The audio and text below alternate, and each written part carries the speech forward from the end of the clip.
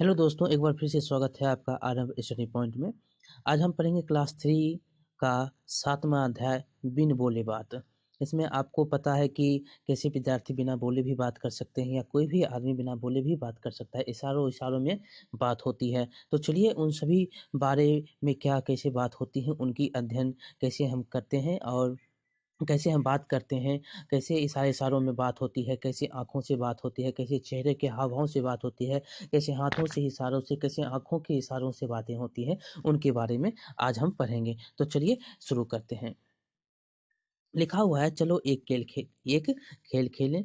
इस इस चुप यहाँ पर पहले सबसे पहले है कि चुप तुम रहो, चुप हम रहें। क्या है? चुप तुम रहो, चुप हम रहें। इसी में है कि चलो एक खेल खेलें। इस खेल में सबको बिना बोले अपनी बात दूसरों तक पहुँचानी है। सभी बातें साथ-साथ के गुटों में सभी बच्चे जो हैं साथ-साथ के गुटों में बँट जाते हैं। कब? तो साथ-साथ के गुट में सब बच्चे जो हैं बँट जाओ। आगे है इस खेल में तुम्हारी टीचर जो है टीचर सभी गुटों को एक-एक कागज़ की पर्ची देंगी। हर पर्ची में लिखा होगा क्या होगा? हर पर्ची में कुछ न कुछ लिखा होगा। सभी अपने पर्ची में पर्ची खोलेंगे। सभी जो है अपने-अपने गुट में पर्ची खोलेंगे। सभी गुटों को पर्ची के अनुसार मुख्य नाटक तैयार करना है और सभी को इशारों से बताना है। ना कि उसको बोलकर इशारों से उसको बताना है। इस बात का ध्यान रखना है कि बिना बोले ही सभी को अपनी बात दूसरों तक पहुँचानी है। तुम्हें अपने शरीर के अलग-अलग अंगों से ही अपनी बात कहनी है। वो शरीर का कौन से अंग हो सकते हैं जिनसे बात किया जा सकता है, बोल के नहीं बल्कि कौन-कौन से अंगों से बात करना है, तो वो क्या हो सकते हैं आँखों से, चेहरे के हाव-भाव से और इशारों से हम जो बात इस करना है और बताना है क्या लिखा हुआ है उस पर्ची में। आगे है याद रखना है यहाँ से क्वेश्चन पूछे गए हैं कि कैसे बातचीत किया जाता है बिना बोले, तो आँखों से, चेहरों के हाव-भाव से और हाथों के इशारों से। सब अपना नाटक तैयार हो गया, सबका जो है जब जब सबका अपना-अपना नाटक तैयार हो जाता है, सबका अपना-अपना नाटक तैयार हो जाता है, तब सभी गुट जो है एक-एक करके आए आएँ और सबके सामने अपना मुख्य नाटक करें। सभी देखने वालों को यह बुझना होगा कि नाटक में क्या हो रहा है और ये भी जानना है कि नाटक में आखिरकार हो क्या रहा है। ये नहीं कि आए कुछ कह दिए, ये नहीं है, लेकिन आपको इशारों से ही सभी की जो बातें उस पर्ची में लिखी गई है, जो उनको कहना है, वो इशारों में वो बताएँगे। आगे है कैसा लग रहा यह खेल? कैसा लगा यह खेल जो है ये पूछा गया है। ये खेल बहुत ही रोचक होता है और उत्साहित भरा खेल होता है। बिना बिना बोले जो है नाटक करने में मुश्किल आई है? ये आप समझ सकते हैं कि यहाँ पर बिना बोले नाटक करने में थोड़ी-मोड़ी दिक्कत आती है। यहाँ पर प्रैक्टिस करना पड़ता है, कैसे हमको करना है, कौन शब्द क्या बोलेगा, कैसे इशारा करेंगे तो कौन शब्द का ये मीनिंग होगा, ये सब थोड़ा दिक्कत होता है। तो चलिए इशारों अगले पृष्ठ पर दिए गए चित्र में बच्चे इशारे से बात करें उसको हम देखेंगे। क्या तुमने कभी किसी को इशारे से बात करते देखा है? आप देखते हैं कहीं आपके घर में ही देखते होंगे कि इशारों से अगर या टीचर स्कूल में भी देखते हैं इशारों से ही आप बाथरूम के लिए कह सकते हैं, इशारों से ही आप बाहर या अंदर क्लासरूम में प्रवेश करने के लिए हो सकता है। इशारों से ही मैडम आपको डाँट सकती है, आँखों के इशारों से जो है ये डाँटा जा सकता है। इस प्रकार आप इशारों से बात करते हुए देख सकते हैं अपने आस-पास। लोगों को इशारे पर बात करने की ज़रूरत कब पड़ती है? जब वहाँ पर बोलने की बात ना हो, जब कुछ कहने सभी लोगों के सामने कुछ नहीं बोला जा सके, तो वो क्या? तो आप इशारों से वो कह सकते हैं या कोई बच्चा मूक बधिर है, कोई सुन नहीं सकता है, तो इशारों से उससे बात कर सकते हैं। इशारों से कह सकते हैं, इधर आओ, इशारों से उसके हर काम को वो भी इशारा करेगा, आप भी इशारे करेंगे, तो हर काम उसका हो जाएगा, जो सुन नहीं मूक बधिर होगा वो। अब आगे है यहाँ पर कुछ दिया गया है पॉइंट को हम समझेंगे इसको। जिन घटनाओं को बच्चे समझ पाएँ, जिनमें स्वयं को जोड़ पाएँ, उनको जो है ये यहाँ से ईवीएस के पेडागोजी हैं, यहाँ से क्वेश्चन पूछे गए हैं, याद रखेंगे। जो घटना बच्चा अपने से खुद की घटनाओं से जोड़ पाएगा, जो बच्चा स्वयं की घटनाओं से उस घटना को जोड़ लेगा, उनको चुने ताकि बच्चे उन्हें प्रभावी ढंग से नाटक के जुड़े हुए प्रस्तुत जो है नाटक के रूप में प्रस्तुत कर सकें। और उस घटनाओं को बच्चों को कहे करने के लिए जो घटना वो स्वयं से जोड़ लेगा, स्वयं से उसको लगेगा कि हाँ, ये घटना जो है मेरे पर सूट करता है, इसको हम अच्छी तरह से प्रस्तुत कर सकते हैं। वही घटना के बारे में, वही कहानी के बारे में बच्चे को प्रस्तुत करने के लिए कहें, ताकि जो वो नाटक करेगा वो प्रभावी होगा। तो चलिए, तो इस प्रकार आप समझ सकते हैं कि यहाँ पर आपको बच्चे को किस प्रकार से नाटक करने के लिए प्रोत्साहित करना है, ताकि बच्चा स्वयं उस नाटक में अपनी जो भागीदारी है, अपनी जो परफ़ॉर्मेंस है, वो अपनी कलाकृति जो है वो खुद, ना कि उसको दबाव में, वो खुद वहाँ पर प्रस्तुत कर सके। उसके समझ के अनुसार, ना कि उसको क्या करना है, ना उसको प्रेशर देना है। और यहाँ पर वार्तालाप देखिए हो रहा है, हाथों के इशारों से वार्तालाप हो रहा है। हम में से ज़्यादा लोग बोल और सुन सकते हैं, पर कुछ ऐसे भी लोग हैं जो बोल और सुन नहीं सकते। ऐसे लोग दूसरों को अपनी बातें जो है इशारे में समझाते हैं। दूसरों की बातें में वे होठों को देखकर समझने की कोशिश करते हैं। दूसरों को क्या करते हैं, होठों को देखता है और समझता है कि हाँ, ये चीज़ जो है इनके द्वारा बोला जा रहा है, कि इनके द्वारा क्या बोला जा रहा है। हम सब भी तो कुछ हम सब भी तो सब कुछ नहीं कर पाते। जो है हम सब भी को जो है कुछ नहीं कर पाते हैं, बहुत कुछ जो है नहीं बोलकर बता सकते हैं। हमें से कोई गाता जो है हमें से कोई गाता अच्छा है, तो कोई कविता अच्छी लिखती है। कुछ जो है कविता भी लिख लेता है, कुछ गाता भी है। कुछ बच्चे झटपट से पेड़ पर चढ़ जाते हैं, तो कुछ बच्चे जो होते हैं तेज़ दौड़ते हैं। कोई चित्र अच्छा बना लेता है, तो कोई सुर में गा लेता है, कुछ कोई नहीं गा पाता है। ये भी जो है सबकी अपनी-अपनी बातें हैं। हम सब अपनी-अपनी तरह से ख़ास हैं। इसलिए जो है स्कूल इसलिए तो है कि सभी को एक-दूसरे से कुछ न कुछ सीखने का मौका मिलता है, और बच्चे जो होते हैं क्या होते हैं, एकजुटता, बच्चे जो होते हैं समूह में सीखते हैं। इसलिए कहता है स्कूल में बच्चे समूह में रहते हैं, तो समूह में वो ज़्यादा सीखते हैं। सबकी तरह से जो बच्चे बोल सुन नहीं सकते, वो भी स्कूल जाकर पढ़ते लिखते हैं। यहाँ पर दिव्यांग उसको बोलते हैं, लोग जिस नहीं सुन पाते वो भी जाते हैं, ताकि वो जो है पढ़ लिख सके। इन बच्चों को स्कूल में इशारों से बात करने की भाषाएँ सिखाई जाती है, और इस जो बच्चे नहीं बोल पाते उनको इशारों से जो बात होती है, जो उनको पढ़ाया जाता है, वो इशारों से हो जाता है। आओ अब इन बच्चों की जो है अब इन बच्ची के बारे में जो सुन नहीं सकते, वह फिर भी कुछ जो है इतना कुछ कैसे कर पाती हैं, इनके बारे में देखेंगे। तो यहाँ पर लिखा गया है कैसे होता है। मेरी बहन सुन नहीं सकती, मेरी बहन सुन नहीं सकती, एक कविता के माध्यम से आपको समझाने की कोशिश की जा रही है। मेरी बहन मेरी बहन सुन नहीं सकती, मेरी बहन सुन नहीं सकती। एक कविता है कि मेरी एक बहन है, मेरी एक बहन है, मेरी बहन सुन नहीं सकती, मेरी बहन अनूठी है, बहुत कम लोगों की बहनें ही मेरी बहन ही तो होगी। मेरी बहन की तरह होगी, मेरी बहन पियानो बजा सकती। यहाँ पर वो सुन नहीं सकते, लेकिन पियानो बजा सकती है। वो पियानो के सुरों को महसूस कर सकती है। वो उँगलियों उँगलियों से छूकर पता कर लेती है कि रेडियो चल रहा है या बंद है। उसके वाइब्रेट्स और कूदने, उछलने और कलाबाजियाँ लगाने में उसे बड़ा आनंद आता है। मेरी बहन अब मेरे ही स्कूल में जाने लगी है। यहाँ पर मेरी उसकी जो बहन है वो स्कूल में है, अब जाने लगी है। वैसे माँ उसे घर पर होठ पढ़ने की ट्रेनिंग देती है। यहाँ पर माँ जो है घर पर उसको होठ पढ़ने की ट्रेनिंग देती है। क्लास में टीचर और अन्य बच्चे मेरी बहन के कहे सभी शब्दों को समझ नहीं पाते हैं।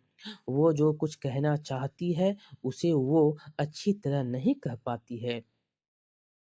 कल मैंने धूप का चश्मा पहन रखा था। उसका फ्रेम काफ़ी बड़ा था, उसके काँच भी जो है एकदम काले थे। जब मैं बोल रही थी, तो मेरी बहन ने मुझसे चश्मा उतारने को कहा। मेरी भूरी आँखें उसकी भूरी आँखें से ना जाने क्या-क्या कहती हैं।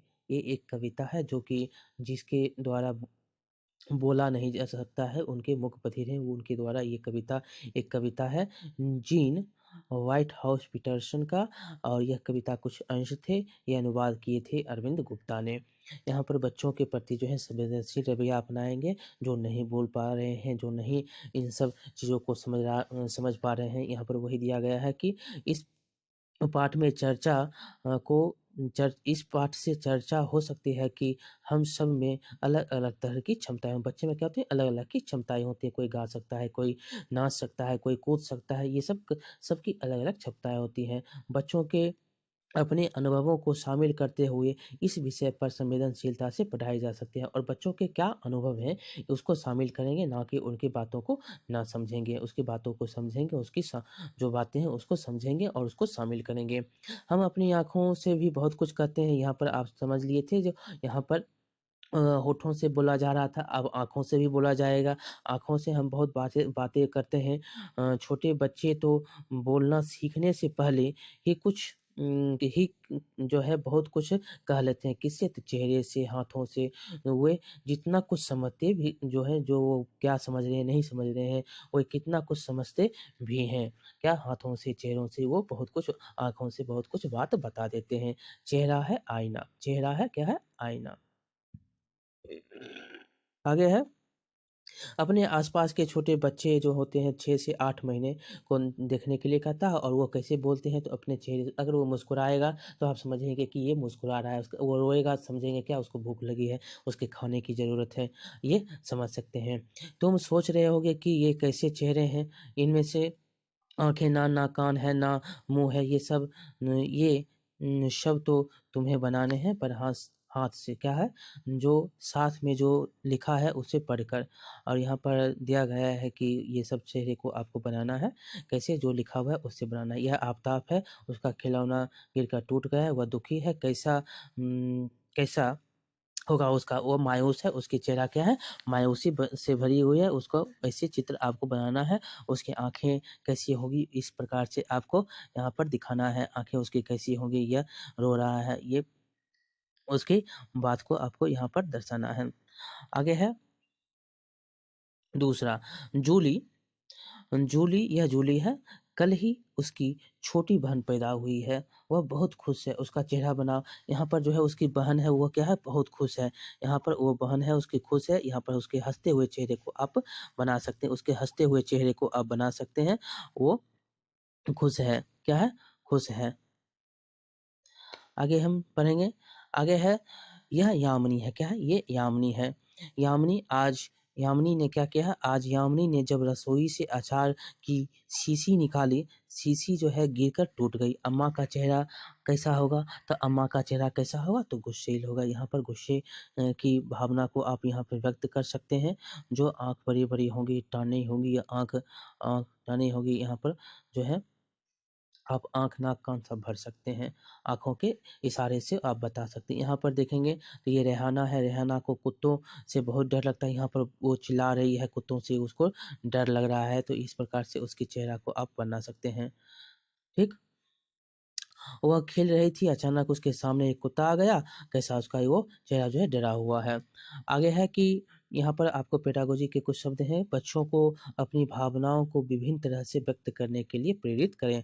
यहाँ पर क्या करेंगे, बच्चे की जितने जो भी भावनाएँ हैं, उनको जो है प्रेरित करेंगे कि आप व्यक्त करें। बच्चों में इससे उसकी सृजनात्मकता जो है क्षमता का विकास होता है, और बच्चों में सृजनात्मक क्षमता का विकास होता है। इससे जो आप उसकी भावनाओं को अगर समझेंगे, तो बच्चा जो क्रिएटिविटी जो उसकी करने की जो क्षमता है वो क्या होगी? वो आगे होगी, और उसकी जो क्षमता है और बढ़ेगी। इस प्रकार से बच्चे की जो भी बातें हैं, जो भी भावनाएँ हैं, उनको व्यक्त करने के लिए कहिए, उसको प्रेरित करिए, तुम बोलो, क्या बोलना चाहते हो, इत्यादि कामों से उसकी जो भी सहायता हो सकती है, वो करिए, ताकि बच्चा अपने दबे हुए बात को अपने बात को दबा ना ले।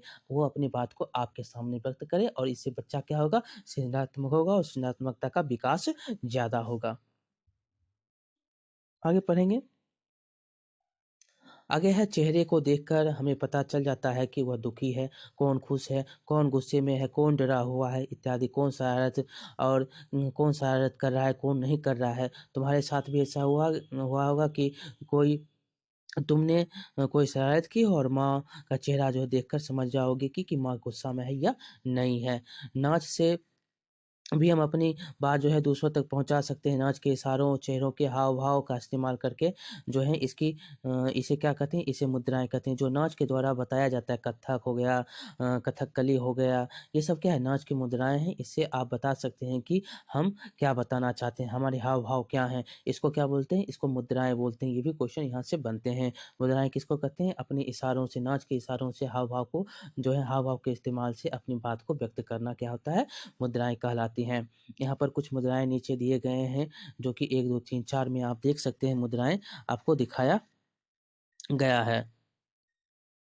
आगे है कि चित्रों के अनुमान लगाओ कि मन और कि इन अपने मन से कहानी बनाओ, अपने साथियों को सुनाओ और कहानी पर बातचीत करो। ये सब जो है ये कहानी है। कहानी के माध्यम से आप देख सकते हैं गिलहरी डांस कर रहा है, यहाँ पर गिलहरी खाना बना रहा है, यहाँ पर गिलहरी फिर से डांस कर रहा है, क्यों झूम रहा है, क्यों खुशी है। यहाँ पर देख सकते हैं कि चूहा है, चूहा खाने के लिए यहाँ पर है, कौवा और चिड़िया जो है खाने के लिए, तीनों चारों का जो है यहाँ पर चींटी भी आ रही है कुछ खाने के लिए। ये सब आप कहानी बना सकते हैं। तो चलिए ये बहुत ही इम्पोर्टेंट चैप्टर था।